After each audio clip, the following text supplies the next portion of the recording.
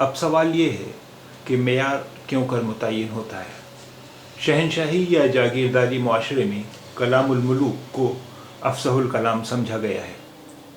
یہ سچ بھی ہے کہ دربار ہی ثقافت کا مرکز ہوتا تھا۔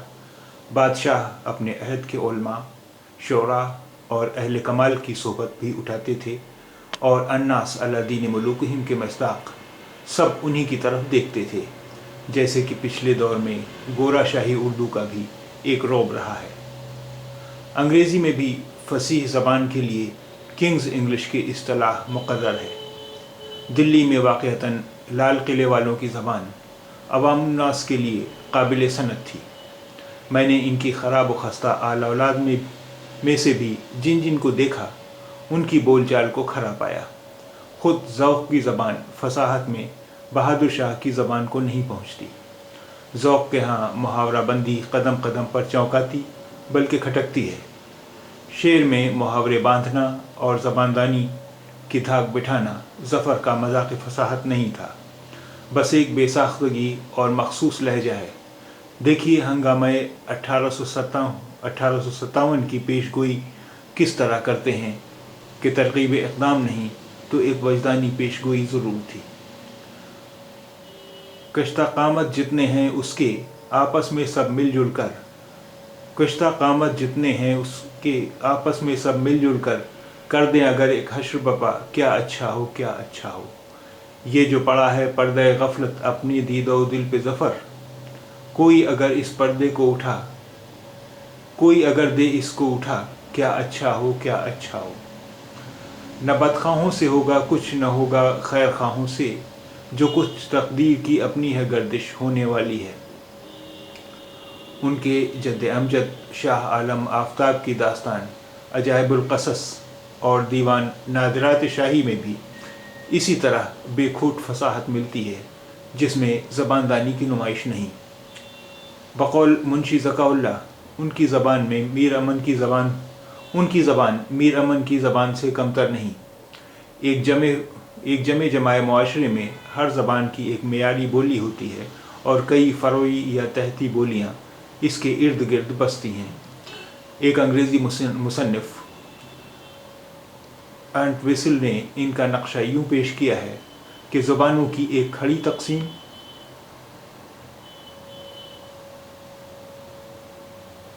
ہوتی ہے اور ایک پڑی تقسیم۔ ڈیلیکیٹ افقی یا پڑی تقسیم میں آتے ہیں۔ ان کا اختلاف جغرافیائی یا مقامی ہوتا ہے۔ کھڑی یا عمودی تقسیم طبقہ واری ہوتی ہے۔ میں اس تقسیم سے متفق نہیں ہوں۔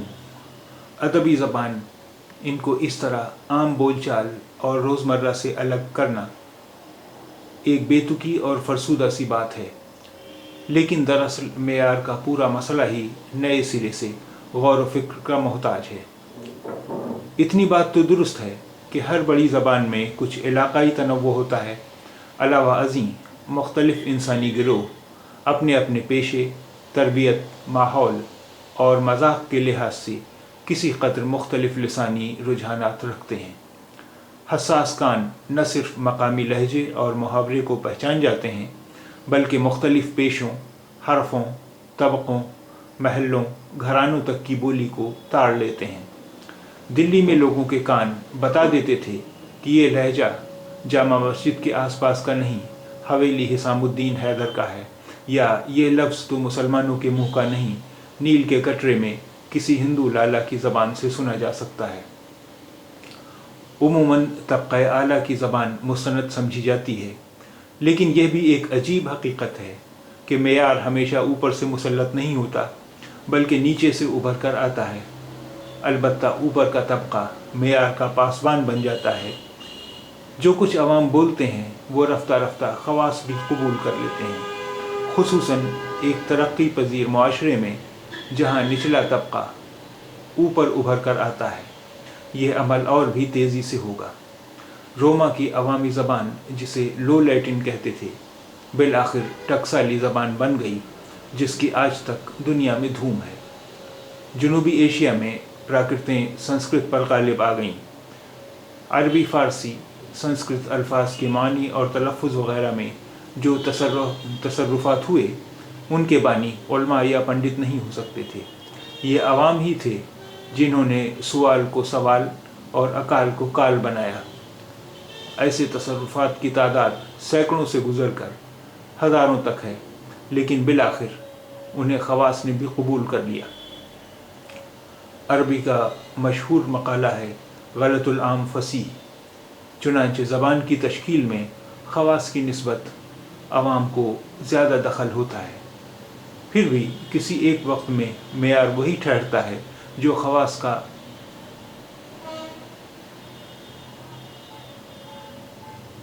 चलन हो। हाँ, खवास में सिर्फ दौलतमंद शुमार नहीं होते, वरना बनियों और सेठों की बोली मेयारी ठहरती।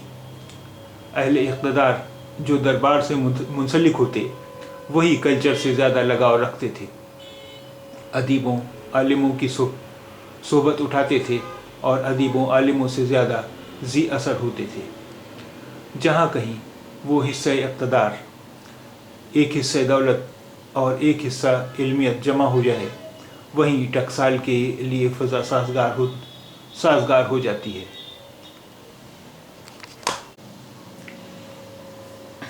ज़बान की अहद बअहद तब्दीली और तरक्की एक फ़ितरी व अंदरूनी अमल तो है ही, ये बैरूनी असरात का ताबे भी होता है। ऐसा न हो कि अपने अल्फाज व असालीब की सारी लताफ़तों और रंगारंगी के बावजूद हमारी ज़बान हमारे अज्ज़ कलाम और तहज़ीबी बेमायगी की खुली दस्तावेज़ बनकर रह जाए। हालांकि इसके दामन में बहुत कुछ है जिस पर दूसरी ज़बानें रश्क करें।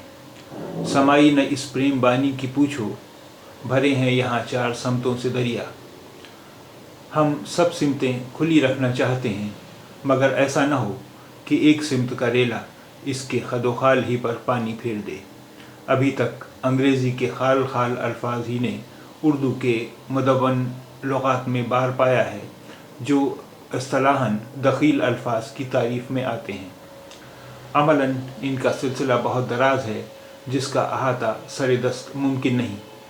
अल्लामा इकबाल ने जो बात 1930 में कही थी वो आज भी दुरुस्त है कि उर्दू अभी दौर तश्कील में है।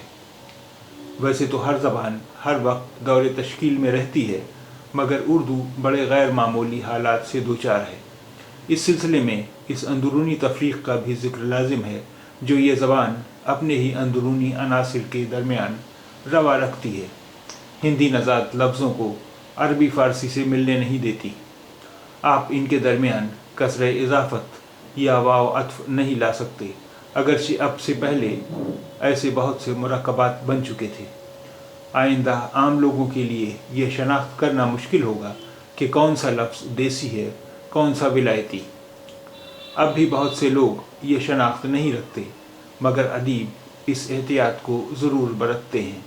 ये सरीहन एक तकल्लुफ़ बेजा है जो ज़हनी आदत बन गया है। अभी तक तो यही ऐन मेयार है, लेकिन क्या ये छूत छात आगे भी बढ़ती जा सकेगी?